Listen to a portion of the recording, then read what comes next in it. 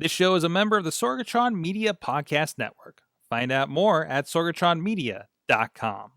This show is brought to you by IndyWrestling.us and IndyWrestling.network for your independent wrestling entertainment. Just pro wrestling news podcast. No filler, no pop-ups. Production services by Sidekick Media Services. And listeners like you, supporting us at patreon.com/Wrestling Mayhem Show.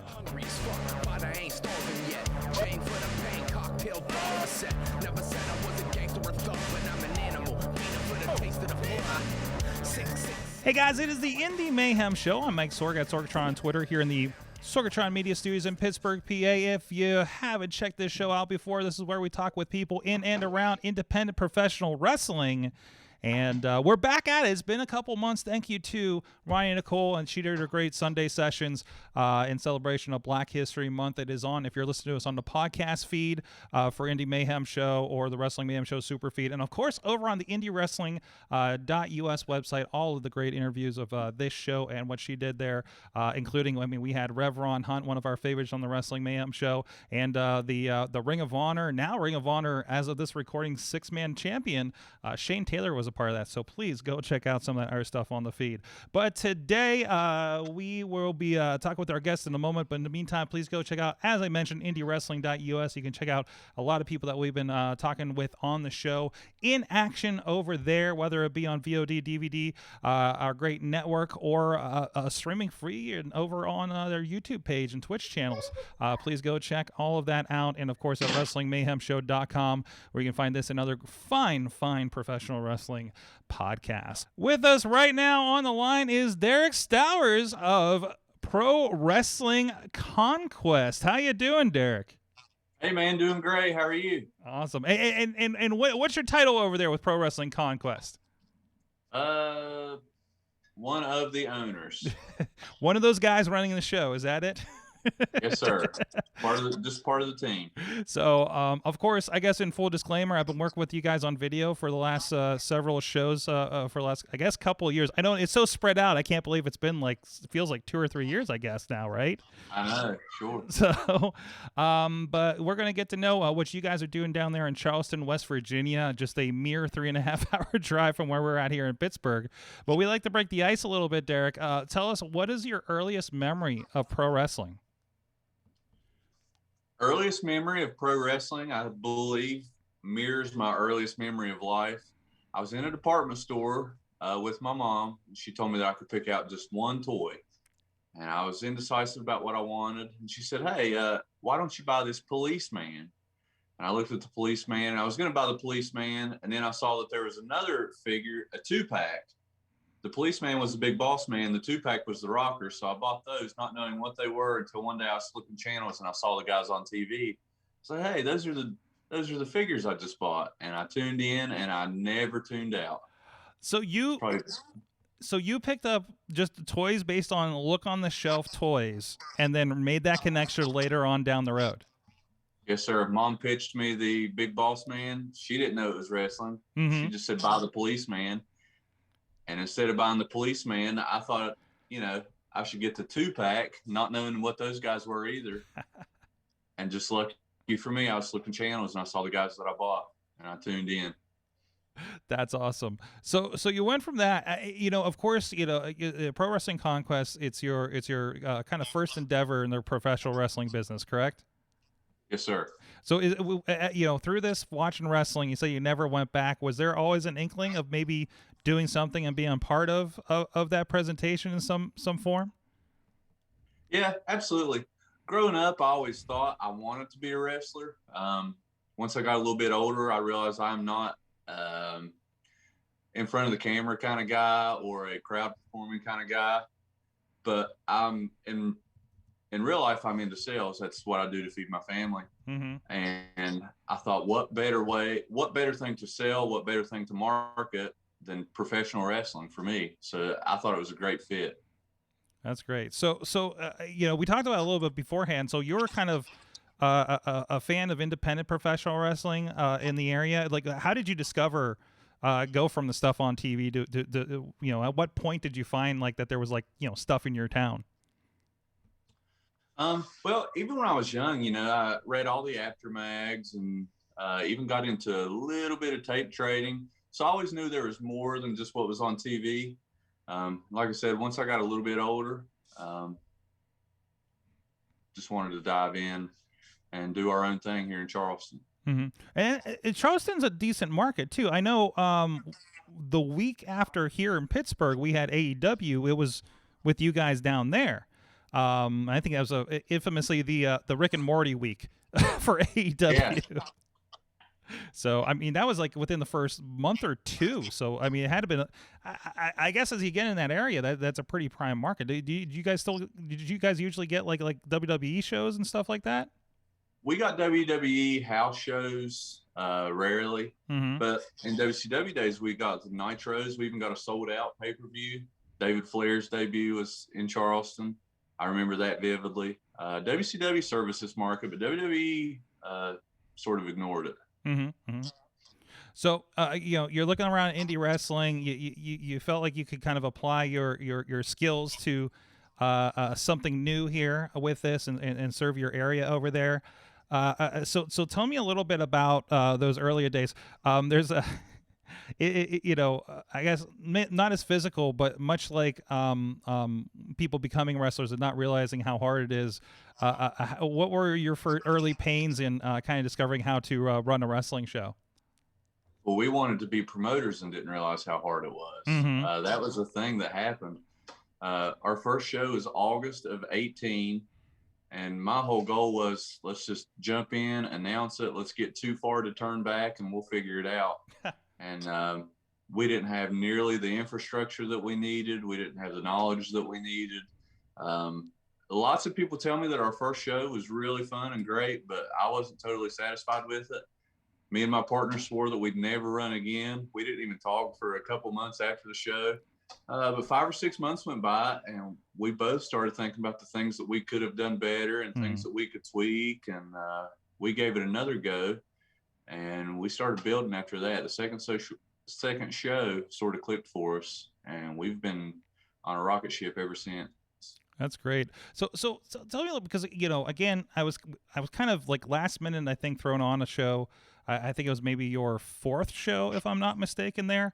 I think so. And right off the bat, like I looked at the card, and it was like a lot of you have guys from Impact Wrestling, you've had, and people I know from up here in the Pittsburgh area that I've seen, and people from down, I think, your direction too, because we see a lot of people from the South here at RWA in the area. What was kind of like the idea about the kind of talent you wanted to use on this kind of show? Well, of course, we wanted the buzz guys. And we thought a lot of our guys here in state were buzzworthy. So what better way to showcase that than to blend those with the Impact Wrestling guys, with those Destination Indy guys, because we think West Virginia has a lot to offer as well. Definitely, and we're looking at, if you're on video, that's Ace Austin taking on Gory. By the way, I gotta point out, I was impressed that Ace Austin wore his master in the majority of the match. So full compliance happening here in some cases. So that's nice. So you have that mix. Like, what are some of the high points of some of the talent that you've had in there so far? Well, we've had several people that have, of course, they already had names when they were with us, but have went on to further success. We've had Zach Wentz several times, who's debuted in NXT now. We've had Shotzi Blackheart, who's NXT now. We've had Colt Cabana, who, of course, is now on AEW. Ace Austin, who we're super proud of. Our very first show, Ace was on it. And he was on his way to Toronto for his Impact tryout. So that's been really fun to watch that rise. That's awesome. And yeah, he seems to be like a pretty regular there. I think he's been on most of the shows that I've experienced there too. So you're now I think we just had the 7th edition this past November. November? No. What month is it? I'm sorry. That was January. It's been a year, hasn't it? Yeah. Tell me a little bit about, of course, much like everybody else, they dealt with like kind of that year off with the pandemic. I think we were scheduled to do something in March last year, and that it was like the day before everything got shut down before your show. How did you guys kind of cope with that over the last year? You know, that was a rough time. We had a show scheduled for March. That was on a Friday. It was a Black Friday show. Mm-hmm. Or no, I'm sorry. Yeah, Friday the 13th show. Oh yeah, And appropriate, everything wasn't started it? shutting down on that Thursday. West Virginia had no confirmed cases, but nobody knew what was going on. And literally, my inbox was blowing up simultaneously with people asking to buy tickets. At the same time, people were asking for refunds. Mm-hmm. We had no idea what the right call was. So we just took what we felt was the safest, overkill on safety and taking care of our fans and our performers. We went ahead and pulled that show. Mm-hmm. And of course,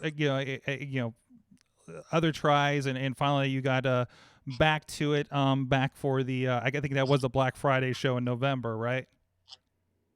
Yeah, we got back in November. We had a show scheduled in August, an outdoor show, but the city got cold feet after some complaints, which we understood. We worked really diligently to make that a safe environment, but they were uncomfortable with it. So we finally got back on track in November for the Black Friday show. One thing I noticed from these shows, and I'm being reminded as I'm playing footage over here of the Jock Sampson Mance Warner main event from your last match that went damn near everywhere. You put on wild shows, it seems. Yes, sir. So, I mean, was that kind of the goal of the kind of show? I remember the first time I was there, you had a street fight of some sort, and I cannot remember who was in it for the life of me, but I just remember there was a boat and a fake leg,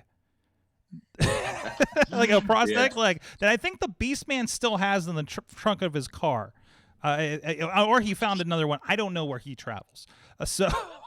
But it was some of the wildest stuff that I've been unfortunately very close to sometimes in professional wrestling. Is that the kind of was that the goal, to be like this wild vibe show like that? It wasn't the initial goal. Mm-hmm. The first response we saw to that was Colt Cabana and Jock Sampson, and that was the best crowd response to that point that we had. And we try and listen to our fans, and they got loud for that one. So we've tried to give them more of the same. Mm-hmm. That's awesome. It's a pretty wild time over there for the shows. So you're going on your 8th show. You're calling it Crashing the Party. What are your kind of expectations coming up here? As of this recording, it's going to be on March 19th down there in Quantum Sports Center down in Charleston, West Virginia. What are kind of the highlights of what we have to look forward to? Well, we're stacked top to bottom for this one. Like you mentioned, this one should be pretty wild. We're going to have Mance Warner, the Southern Psychopath, versus David Lawless, a legit lawyer. So it's a Southern Psychopath versus a lawyer. Who knows what that's going to be? Lodi from WCW is coming in for us. Last show, he dealt with Ryan Edmonds, and this show we're sort of hoping he deals with Jock Sampson. We're also going to have main event Duke and Gannon versus Ace Austin and Madman Fulton. We think that show could main event any weekly TV right now, or that match could main event any weekly TV right now. We're really excited about that one. So we're stacked top to bottom. There's not a throwaway match or a popcorn match. We're bringing it. That's awesome. And I see that Joe Dombrowski looks like he's doing a bit of a rundown of the card that you can see over on your Facebook page as well. Yes, sir. So go check out all the updates over there. So I like to close this a little bit with a question. I didn't prep you on this one. But I like to ask, what's the best and worst thing about indie wrestling? And, of course, for you, what's the best and the worst thing about running an indie wrestling promotion? Oh, wow. The best thing is it's such a more intimate atmosphere. You're right on top of the action. It's such a more closed environment. You can actually, these guys are right on top of you, it feels like at times. And it's just like versus going and watching a concert in a civic arena versus going and watching live music in a coffee shop or a bar. I mean, in my opinion, lots of people's opinions, I'm sure it's just a lot better that way. Awesome. What was the worst thing? Did I miss that? Worst thing about indie wrestling? Oh, I'm not sure. Indie wrestling's like pizza. Even if it's bad, it's good. Still wrestling. There you go. And I understand there's a little bit of an announcement we're making tonight, right? Yes, sir. Yes, sir. Go ahead and tell them what we're doing. We're teaming up. Well, we've been in conversations. Of course, we've been filming this, and I know you've been releasing some of it on your social media as we're promoting the shows, but very excited that more people will be able to see some of the crazy action that I know I've talked about over on the Wrestling Mayhem show from time to time about some of these crazy experiences. But the Pro Wrestling Conquest library will be coming to not only IndyWrestling.us, ProWrestlingLibrary.com on VOD, rental and direct download, and all the ways that Joe Dabrowski and ourselves here at IndyWrestling.us provide that. So I'm very excited that that's opened up. You finally got a distributor and a twofer too. So yeah. Well, and it's not because we haven't been approached. I mean, all the names that most people have heard of have reached out about distributing our product. But we just wanted, you and Joe are both team members of ours. We wouldn't have felt right going with anywhere else. And we're really excited being with you guys, somebody that we can work closely with and trust and, know are behind us 100% as we are behind you guys. Excellent. I appreciate it. And again, really, it takes something special for me to repeatedly drive 4 hours for a wrestling show, even to work. And you guys do a lot to make me want to come back for sure. It's been a lot of fun working with you and the whole crew down there in West Virginia. Thank you. Yeah, we're really lucky. We've sold tickets. I believe the count yesterday, at least, was up to 5 states for this show, just on the pre-sale. So we are pulling from some of these markets. We've got a ton of people coming down from your neck of the woods up in Pittsburgh. Yeah. And we feel really blessed that those people are willing to make the drive. And that's another testament. We feel like if people give us a shot, we're hooking these people. We're putting on good shows. We're working really hard to do so and bring in big talent. And we've got a great venue and a great atmosphere. And that's what we're looking to do, is just expand. We want to become one of those destination independent companies. And I gotta say, it's one of those places that has been, you probably obviously benefiting for some of the droughts because of some of the restrictions on states around you. I know here in Pittsburgh, there's been virtually nothing that's not in a warehouse that I'm very familiar with. But it's a responsibly run show. All the protocols are in place with spacing and everything like that. So it's and if you're comfortable, of course. If not, you have other options now, of course, with the VOD, correct?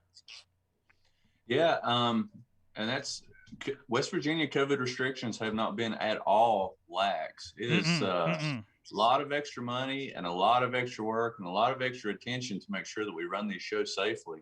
But we just love what we're doing. And whatever you tell us we need to do, we're going to get it done. And so far we've been really blessed to be able to put on really, really safe and really fun and really big shows. Absolutely. So go check it out however you like to. And if you're not in the driving distance of Conquest Wrestling, I know we have some fans that do listen from the West Coast and all around other countries and stuff. Now you guys can experience what's happening down there in Charleston. So really, really glad that that's happening as well. So Derek, thank you so much for joining us on the show. Thank you for, it's been awesome to be a production partner with you guys down there. And tell them once again, where can people find all the information around Pro Wrestling Conquest? Check out Pro Wrestling Conquest on Facebook. We're also on Instagram, Twitter, and YouTube. Awesome. As well as IndyWrestling.us and ProWrestlingLibrary.com. There you go. Thank you, everybody. Go check it out, and go check out all the indie wrestling. Especially, we're in that phase where a lot of people are going to be spinning up right now.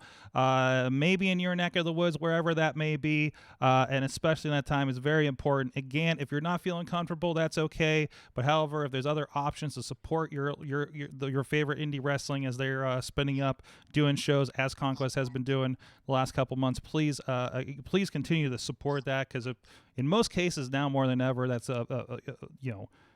getting back on their feet as companies is very, very important. So we're looking forward to seeing what comes up after everybody's had a little bit of a breather over the last year and seeing everybody come out in full force. I know, again, Pro Wrestling Conquest has definitely done that process and benefited from it, I think. So, all right, thank you, everybody. Please, until next time, support indie wrestling. Hungry as fuck, but I ain't starving yet. Chain for the pain, cocktail dog set. Never said I was a gangster or thug, but I'm an animal. Beat for the taste of the fly. This show is a member of the Sorgatron Media Podcast Network. Find out more at sorgatronmedia.com.